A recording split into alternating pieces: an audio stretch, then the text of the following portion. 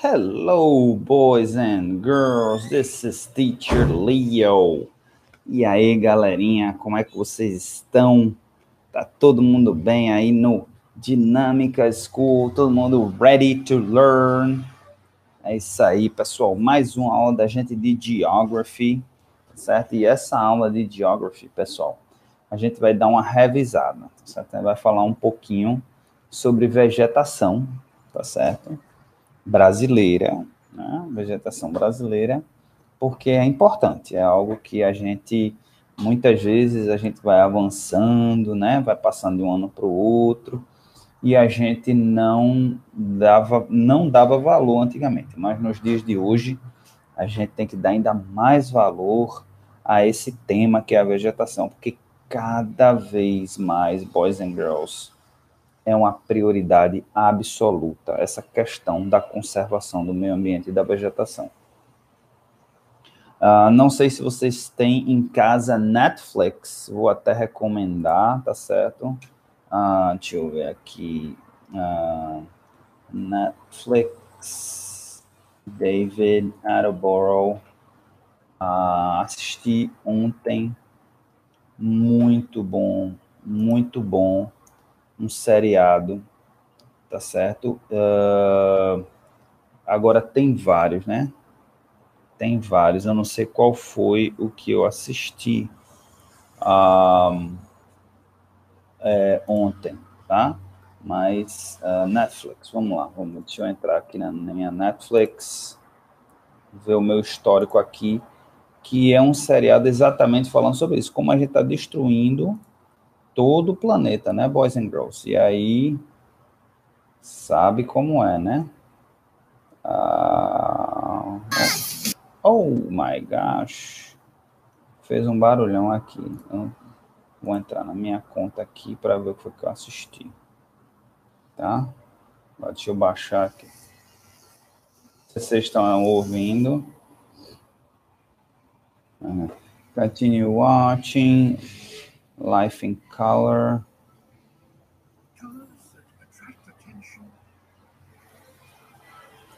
This was recently added. Continue watching. Watch it again. Vamos ver o que eu assisti ontem. Qual foi o que eu assisti ontem, gente? Tá mostrando aqui, não? Eu assisti ontem um seriado muito bom com aquele David Attenborough, que é aquele camarada que ele faz a voz, né, da BBC para tudo que é relativo ao meio ambiente, né, ecossistema, animais, a fauna, a flora. E aí ele falando, né, como se fosse assim Ele tem 92 anos de idade, então contando como é que o planeta era quando ele nasceu, 1900 e bolinha, e como é que está hoje, né?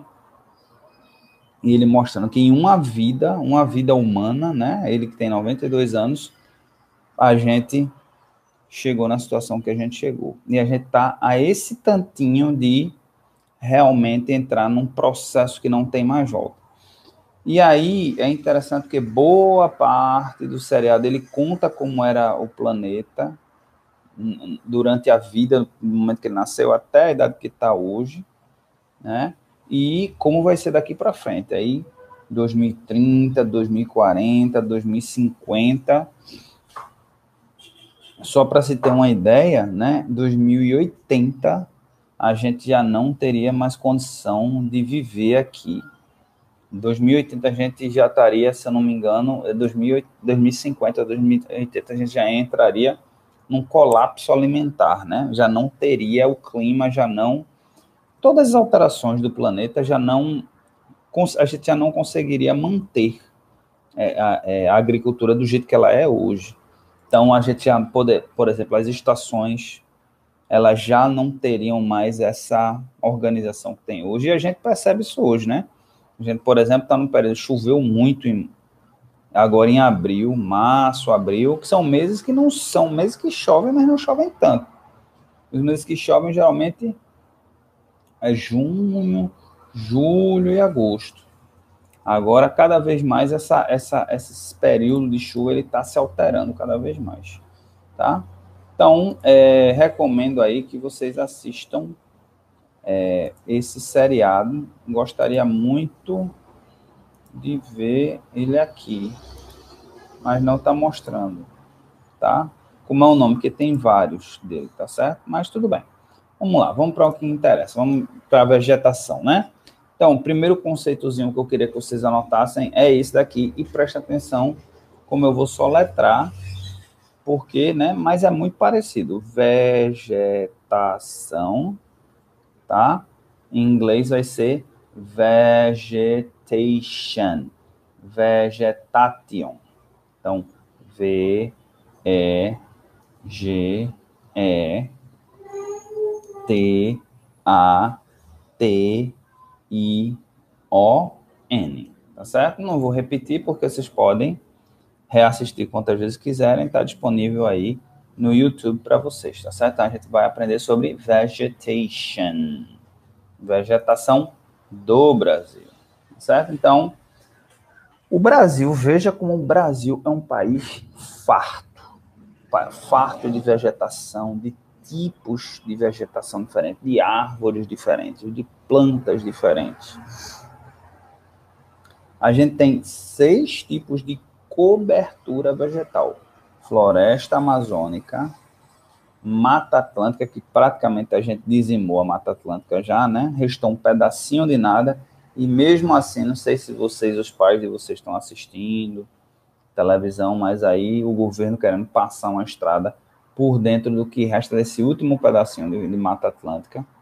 A gente tem o Cerrado, a gente tem a Caatinga, a gente tem o Pantanal e a gente tem os Pampas, também conhecido como Pampas Gaúchos, tá certo? Então, lá no seriado que eu assisti, né, ontem, antes de gravar essa aula, não ontem, no dia que a aula é liberada, mas ele fala que 1 hectare de terra da floresta amazônica tem mais 1 hectare, tem mais espécies de plantas, de árvores, do que todo o, o subcontinente, né, a da América do Norte, né? Então, para você ver a variedade, a diversidade de plantas e, consequentemente, de animais que a floresta amazônica provê. Veja a importância da floresta amazônica, né? 1 hectare, para vocês que não sabem, né, é 100 metros por 100 metros. 100 vezes 100 dá 10 mil metros quadrados, que equivale a 1 hectare.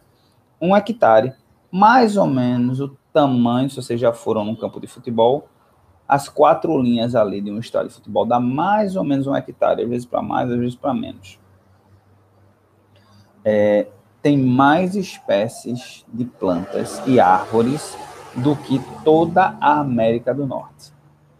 Não é que tem mais árvores ou que tem mais verde, é que tem mais espécies de plantas, de árvores, tá? Então, o que é que isso quer dizer? Que exatamente por conta de estar nessa região ali tropical, uma região quente, uma região de muita chuva, muita diversidade, então várias espécies florescem. Na parte norte, um pouco mais frio, um ou outro tipo de vegetação é que vai predominar. E geralmente é o tipo de vegetação, a vegetação araucária, que a gente chama de araucária. Inclusive eu não estou achando aqui essa vegetação, que a gente ainda tem aqui no Brasil, sim, essa vegetação araucária, de araucárias. A gente pode até, talvez até não estejam considerando, porque não seja muito grande essa área aqui no Brasil, mas a gente sabe que tem algumas florestas araucárias lá na região sul.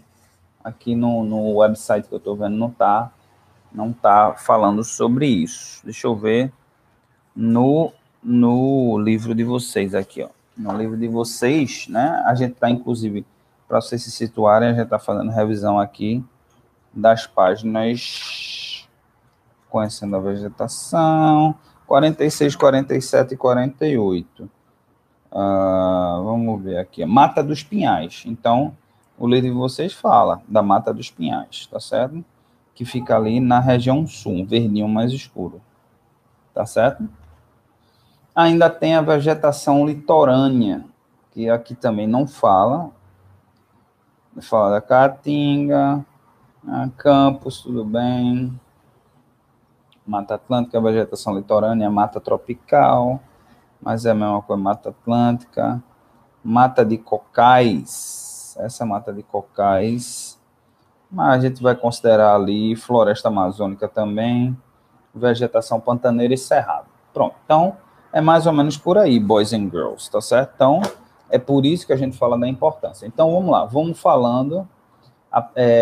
Essas vegetações, né, sofreram um processo de desmatamento enorme, né? Desde o período lá da colonização, que eles ocupavam essa vegetação, estou juntando todas essas vegetações, ocupava praticamente todo o território nacional. Praticamente. Só uma região mais desértica, né, daqui da Caatinga, que tem menos vegetação. A parte litorânea tem menos vegetação, mas basicamente cobria quase tudo e hoje a gente quase não vê mais vegetação, não é verdade? Só para ter uma ideia.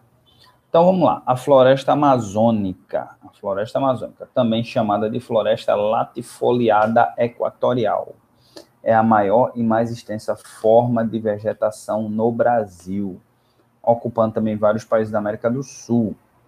Tá? Sua área aproximada atualmente corresponde a mais de 6 milhões de quilômetros quadrados, sendo que 4 milhões encontram-se no Brasil. Ocupa quase a metade do território brasileiro, apesar de 20% de sua área já ter sido devastada. Eu acho que vai para mais. Deixa eu ver aqui de quando essa informação, não tem dizendo aqui, da data dessa informação. Não tem a data dessa informação aqui. Não tem a data, mas já vai mais de 20% devastado, inclusive lá na previsão de David Attenborough, se a gente estaria mais ou menos 2040, 2050, a gente estaria devastando mais de 50% da floresta amazônica, e chegando nesse patamar, a floresta amazônica ele já estaria num ponto que não conseguiria mais se recuperar. E aí o que é que acontece? A gente, só para ter uma ideia da importância da floresta amazônica, se transformaria quase que numa região desértica. Ia se transformar num deserto, porque você matando quase toda a vegetação, você também mata a umidade, né? Aquela região é uma região super rica do ponto de vista hidrográfico, né? Hidrográfica de rios, né? De chuva, de água, por conta exatamente da umidade, né? Das plantas. Você destruindo metade delas, a umidade cai pela metade, vai chover bem menos, chovendo bem menos, as plantas vão morrer, as plantas morrendo também vai cada vez chover menos, e aí o que acontece? O que tem de água, porque o rio Amazonas, ele é gigantesco, é o rio com maior quantidade de água, né, maior densidade, maior volume de água do mundo, mas ele tem esse volume de água porque a água fica caindo em cima dele. Mas ele também tem um poder incrível de jogar essa água para o mar. Então ele vai jogar água para o mar, vai parar de chover e vai ter uma hora que ele vai secar. É feito o Rio São Francisco. Hoje em dia tem regiões do Rio São Francisco que praticamente estão secas, né? Exatamente por conta disso, porque o que era um rio, um mundo, né? Quem já foi no Rio São Francisco aí, tem locais do Rio São Francisco que você olha para o outro lado, você não vê o outro lado, você não consegue ver de tão grande, tão largo que ele é. Mas a gente consegue sim, gente, a gente consegue acabar sim. A gente tem a mania de achar que o planeta, né, que é o meio ambiente, ele é indestrutível, mas não é não, tá certo? Então vamos lá. Caracteriza-se por ser uma floresta tipo heterogênea, ou seja, com acentuada variedade de espécies vegetais, tá certo? Não é, como eu disse, tipo, por exemplo, de mata, da mata, por exemplo, da América do Norte, regiões mais frias, que você vai encontrar 1, 2, 3 tipos de vegetação e só. São as mesmas árvores. Assim, você olha, você vai ver que são as mesmas árvores, a mesma vegetação rasteira, tudo. Ok? As árvores não perdem as suas folhas em um determinado período do ano. Tá certo? Higrófita, com fácil adaptação à umidade, e latifoliada. As folhas costumam ser grandes e largas. Ok? A gente tem a Mata Atlântica, que é bem similar, né? A floresta amazônica, tá certo? Ela é bem densa, ela tem uma variedade muito grande de vegetação, de árvores, desse tipo de coisa. Ela tem um pouco menos do que da floresta amazônica, e as árvores, elas são menores, elas não são tão grandes, né? Na floresta amazônica, as árvores são gigantescas, né? Enormes, você olha assim, aquele mundão. A Mata Atlântica, elas têm árvores grandes, árvores bonitas, mas não são tão grandes, né? Então, aqui diz que ocupa cerca de 13% do território nacional, sendo menor apenas que a floresta amazônica e o cerrado. É o tipo de cobertura vegetal mais devastado, apresentando atualmente apenas 14% da sua área original. Ok, boys and girls? Então, veja só. A gente conseguiu destruir 86% de uma mata, né, de uma floresta. Vejam do que somos capazes, tá? E tem gente querendo destruir os outros 14%. Está faltando um pouquinho que está faltando. Tem gente querendo destruir, o governo federal agora querendo passar uma estrada no meio do que resta de floresta de Mata Atlântica em Pernambuco, né?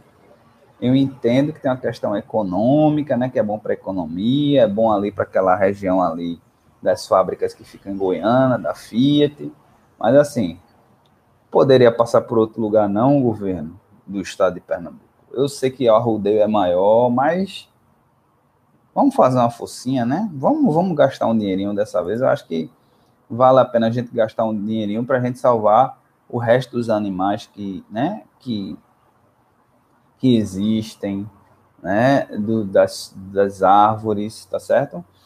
Sempre lembrando, o seriado é muito bom por conta disso, porque ele mostra por que a gente tem que preservar os animais, não só porque eles são bonitinhos, não só porque a gente tem que ter compaixão por eles, não. Que eles têm um papel importante no ecossistema.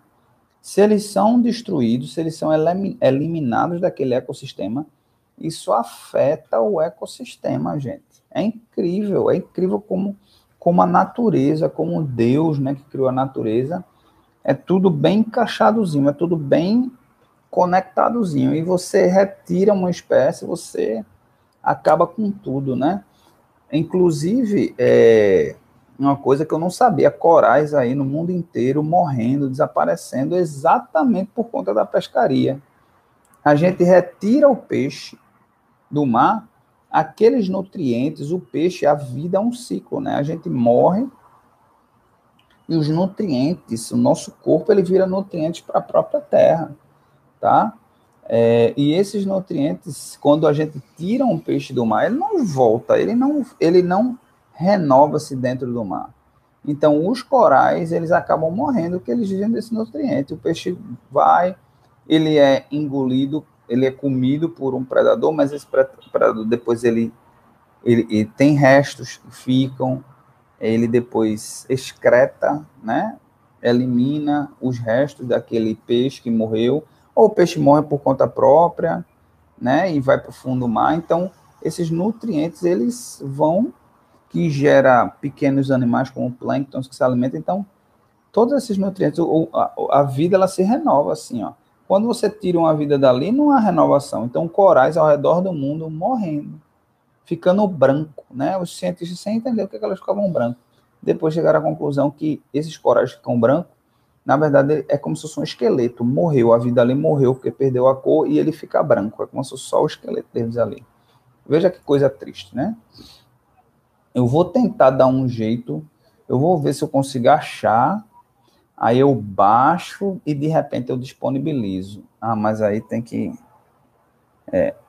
se eu baixar colocar no meu... Eu vou ver como é que eu faço. Eu boto no meu Drive e aí disponibilizo para vocês assistirem, tá certo? Porque é muito, muito, muito, muito, muito importante e interessante, tá bom? Vamos lá. A Cerrado é uma formação florestal do tipo savana, né? Tipo aquelas savanas que tem lá na África, sendo considerado por muitos autores como o mais complexo tipo de savana do mundo. É o segundo maior domínio florestal brasileiro, ocupando mais de 24% da área do país. Assim como a Mata Atlântica, o Cerrado também foi bastante devastado, tá certo? Tendo quase 80% de sua biomassa destruída pela ação do homem. Olha só, boys and girls, como a gente é destruidor, tá certo? É incrível, né? O cerrado, ele não causa tanta preocupação porque ele não é muito rico em vegetação, né?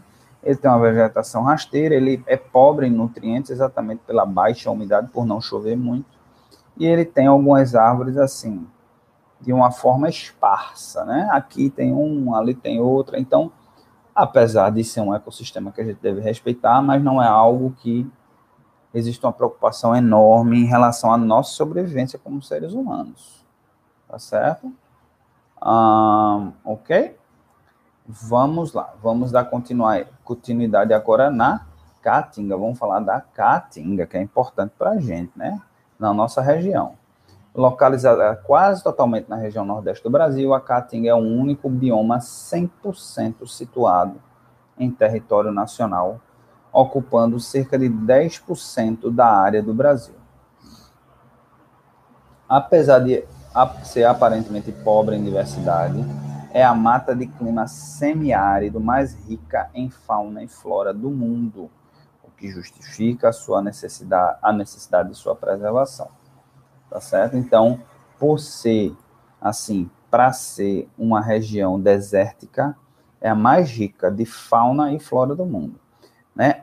Inclusive um detalhe é que a terra do semiárido é uma terra riquíssima, né? Riquíssima de nutrientes, tá certo? Então, se tiver água, né? Inclusive o sertanejo diz, né? O que plantar dá, plantando dá desde que tem água. Se chover, é incrível, assim, para quem viaja, já foi para o sertão, e é incrível, assim, basta dá uma chuvinha, vum, a vida floresce rapidamente. É incrível, incrível, incrível. Tá? Então, é uma região rica de nutrientes, um terreno rico que se houvesse uma boa vontade política, a boa vontade dos políticos de prover água, de buscar água para aquela região, e tem soluções, tá certo? Seria uma das regiões assim mais produtivas do Brasil, e a prova disso é que a gente tem uma das regiões mais produtivas do Brasil, no sertão, que fica ali naquela região de Petrolina, né? Hoje é um dos maiores exportadores de frutas regiões do Brasil, né? Exatamente, porque está ali perto do São Francisco, então os agricultores conseguem retirar água do São Francisco para fazer a plantação. Mas o sertão é bem maior, bem mais diversificado do que isso. Ok? Pronto. Aqui, no entanto, durante os períodos de chuva, rapidamente se transforma. Diz que é um período de estiagem, perde suas folhas, fica seca. No entanto, durante os períodos de chuva, rapidamente se transforma, tornando-se uma vegetação verde recoberta de folhas. É como eu digo, basta dar uma chuvinha que você vê o verde aflorando. Pantanal. Pantanal ocupa parte da região centro-oeste do país, estendendo-se por outros países como Paraguai e Argentina. Ocupa cerca de 2% do território brasileiro, caracterizando principalmente por ser uma formação florestal mais heterogênea, ser a formação florestal mais heterogênea do país, e por ser considerada a maior planície inundável do mundo. Ok? Então, Pantanal é como se fosse um pântano. É um pântano, na verdade, né? Tem um período de chuva e a chuva invade lá uma planície e a água invade lá e fica coberto de água por um bom tempo, né? Tá certo? Quando vem o período de chuva, né? Porque a maior parte do ano os leitos do rio costumam transbordar em virtude da baixa declividade do terreno, ok? Então, as espécies terrestres migram buscando refúgio e os animais aquáticos se reproduzem. Durante a época das secas, o nível das águas diminui novamente e deixa o solo rico em nutrientes, favorecendo o retorno das espécies de animais e facilitando a reprodução das árvores. Ok? Por ser uma zona de transição entre a floresta amazônica, a Mata Atlântica e o Cerrado, apresenta uma elevada biodiversidade, chegando a registrar um dos maiores índices de concentração de animais em todo o mundo. Ok? Então, riqueza, né? Que riqueza a gente tem, né, boys and girls, da nossa vegetação. Pampas, também chamado campos sulinos e campanha gaúcha, é uma vegetação de campo formada por plantas herbáceas, ou seja, predominantemente rasteiras, né? Então, é aquela planície zona toda verdona, né? Ocupa cerca de 2% do território nacional da região sul do país e se estende ao Uruguai, tá certo? Então, é uma região que, e por isso que a gente tem os gaúchos, né? Os gaúchos, os pampas gaúchos, e daí vem o nome gaúchos, que exatamente é o conhecido como cowboy da América do Sul, né? E por isso tem uma criação grande de gado lá, porque é perfeito, planície zona, muita grama, né? Herbáceas, a vegetação gramosa, então permite criação de animais, né? Como, por exemplo, de gado, tá certo, boys and girls?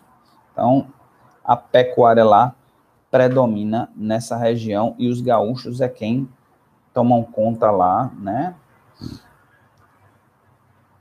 Desses animais, ok? Então, bom, boys and girls, é mais ou menos por aí. A gente fez uma revisão bem legal aqui dessa parte da vegetação do Brasil. Ficou faltando só aqui a vegetação de araucárias. Deixa eu só procurar alguma coisa aqui interessante. Araucárias, a gente tem uma região aqui no Brasil, né? Dominante da floresta na região sul do Brasil, mas também sendo encontrada no leste e no sul do estado de São Paulo, sul do estado de Minas, principalmente na Serra da Mantiqueira, né? Pequenos trechos da Argentina e Paraguai. Ok? Então, sua origem remonta a mais de 200 milhões de anos, tá certo? Não é conhecida completamente pela ciência, a ecologia e biologia, tá? Então, aqui a gente tem pouca informação, né, sobre essa vegetação que vocês chamam no livro de vocês de Mata dos Pinhais, né? Porque exatamente ela é um pinhal, né? Ela é tipo um pinheiro, entendeu? Então é mais ou menos por aí, tá certo, boys and girls? Como homework de hoje, tá certo? Eu queria pedir que vocês pegassem, fizessem uma pesquisa sobre um desses tipos de vegetação no Brasil e fizessem uma pesquisa com informações de mais ou menos um parágrafo, tá certo? Sobre um desses tipos. Vocês escolham aqueles que vocês acharam mais interessante, mais curioso, que querem aprender mais. A pesquisa é exatamente para isso, né? É dar liberdade para vocês de aprender mais, de saber um pouco mais sobre aquela vegetação, tá certo? Então, é mais ou menos por aí.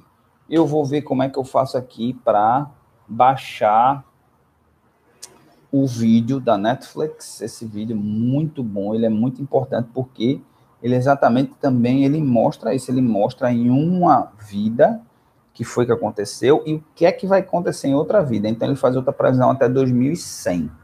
Ele vai até 2100, o que é que estaria acontecendo com o planeta até 2100.